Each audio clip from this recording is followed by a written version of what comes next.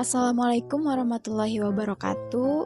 Perkenalkan, nama saya Neng Ari Nur Halimah dengan NIM 2322010060. Saya dari kelas 2G Prodi Administrasi Publik. Di sini saya akan menjelaskan materi tentang filsafat ilmu. Yang pertama, di sini saya akan menjelaskan tentang pengertian dari filsafat ilmu. Filsafat ilmu itu merupakan upaya penjelasan dan penelaahan secara mendalam hal-hal yang berkaitan dengan ilmu. Filsafat ilmu adalah cabang filsafat yang mempelajari dasar-dasar, metode, dan implikasi dari ilmu pengetahuan. Selanjutnya adalah tujuan dari filsafat ilmu.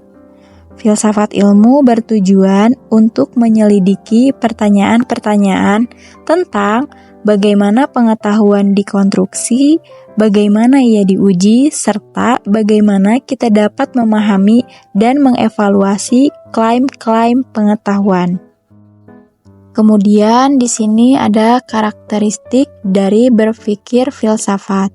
Yang pertama adalah berpikir secara radikal, yang melibatkan pemikiran yang mendalam dan mendasar. Kemudian berpikir secara sistematis, yang berpikir mengikuti langkah-langkah yang struktur dan terorganisir. Kemudian berpikir secara logis, dengan menggunakan prinsip-prinsip logika untuk menarik kesimpulan yang valid. Kemudian berpikir secara rasional, yang berfokus pada penggunaan akal dan bukti untuk membuat suatu keputusan. Kemudian yang terakhir adalah berpikir kritis, melibatkan analisis mendalam dan evaluasi terhadap suatu ide atau argumen. Dan di sini kita akan membahas cabang utama dalam filsafat ilmu. Untuk cabang yang pertama di sini ada epistemologi. Epistemologi mempelajari hakikat, sumber, dan batasan pengetahuan. Ini mencakup pertanyaan tentang apa yang dapat kita ketahui, bagaimana kita bisa tahu sesuatu, dan apa saja batasan dari pengetahuan kita. Nah, untuk contoh yang pertama ada sosialisme. Epistemologi yang berfokus pada peran sosial dan budaya dalam memperoleh pengetahuan. Sosialisme berpendapat bahwa pengetahuan dipengaruhi oleh faktor-faktor sosial dan budaya. Untuk contoh pertanyaannya, bagaimana kita dapat mengetahui bahwa rasisme adalah salah jika kita tidak melalui interaksi dengan orang-orang dari ras lain? Untuk contoh yang kedua, ada rasionalisme. Epistemologi yang berfokus pada penggunaan logika dan alasan untuk memperoleh pengetahuan. Rasionalisme berpendapat bahwa pengetahuan harus didasarkan pada prinsip-prinsip yang logis dan tidak dapat dipertanyakan. Untuk contoh pertanyaan dari rasionalisme ini adalah bagaimana kita dapat mengetahui bahwa 2 ditambah 2 sama dengan 4 jika tidak melalui pengalaman atau observasi. Untuk cabang yang selanjutnya adalah metodologi ilmiah. Metodologi ilmiah menganalisis metode yang digunakan dalam penelitian ilmiah, termasuk eksperimen, observasi, dan teknik pengumpulan data lainnya. Ini melibatkan evaluasi tentang bagaimana metode ilmiah dapat menghasilkan pengetahuan yang andal dan sah. Sebagai contoh, teori tentang gravitasi harus menghasilkan prediksi yang dapat diuji melalui eksperimen.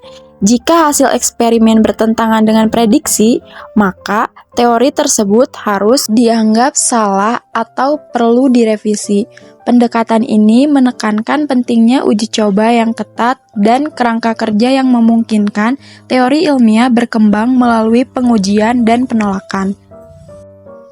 Untuk cabang yang selanjutnya ada ontologi ilmu dan aksiologi ilmu. Ontologi ilmu menyelidiki apa yang ada atau bisa ada di dunia yang ilmiah. Ontologi ilmu menanyakan pertanyaan tentang sifat dasar dari entitas yang dipelajari oleh ilmu pengetahuan, seperti apakah objek-objek tersebut atau benar-benar ada atau hanya konsep teoritis. Contoh ontologi dalam biologi, gen dan spesies. Ontologi ilmu juga mengkaji kategori-kategori dasar dalam ilmu tertentu. Dalam biologi, misalnya ada perdebatan tentang apa itu gen dan spesies. Apakah gen adalah entitas fisik yang nyata, seperti segmen DNA tertentu, atau mereka hanyalah unit fungsional yang kita gunakan untuk menjelaskan pewarisan sifat-sifat. Aksiologi ilmu mempelajari nilai-nilai dalam ilmu pengetahuan, termasuk etika penelitian ilmiah, implikasi moral dari penemuan ilmiah, dan hubungan antara ilmu pengetahuan dengan masyarakat. Ini mencakup pertimbangan tentang tanggung jawab ilmuwan terhadap masyarakat dan dampak sosial dari ilmu pengetahuan. Contohnya etika penelitian dan eksperimen. Salah satu contoh utama aksiologi ilmu adalah dalam bidang etika penelitian dan eksperimen. Misalnya, Kode etik penelitian medis menekankan pentingnya persetujuan yang diinformasikan dari peserta penelitian. Untuk cabang yang selanjutnya ada logika ilmu dan sosiologi ilmu. Logika ilmu mempelajari struktur dan validitas argumen ilmiah. Logika ilmu berfokus pada bagaimana hipotesis diuji, bagaimana kesimpulan diambil dari data, dan bagaimana teori-teori ilmiah dirumuskan. Contohnya, teori dan hukum ilmiah. Teori ilmiah adalah kumpulan konsep termasuk hukum-hukum ilmiah yang memberikan penjelasan yang koheren tentang fenomena alam. Logika ilmu mempelajari struktur dan teori-teori ini dan hubungan antara hukum dan teori. Sosiologi ilmu menelaah aspek sosial dari praktik ilmiah, termasuk bagaimana komunitas ilmiah berfungsi, bagaimana ilmu pengetahuan diproduksi dan disebarluaskan, serta interaksi antara ilmu pengetahuan dan masyarakat. Contohnya ilmu pengetahuan dan kebijakan publik. Misalnya, penelitian tentang perubahan iklim menunjukkan bahwa aktivitas manusia berkontribusi pada pemanasan global, tetapi kebijakan untuk mengurangi emisi sering dipengaruhi oleh faktor politik dan ekonomi. Sosiologi ilmu mempelajari bagaimana berbagai kepentingan sosial, ekonomi, dan politik mempengaruhi penerimaan dan implementasi bukti ilmiah dalam kebijakan publik. Untuk cabang yang selanjutnya ada sejarah ilmu dan filsafat teknologi. Sejarah ilmu mengkaji perkembangan historis dari konsep, teori, dan praktik ilmiah.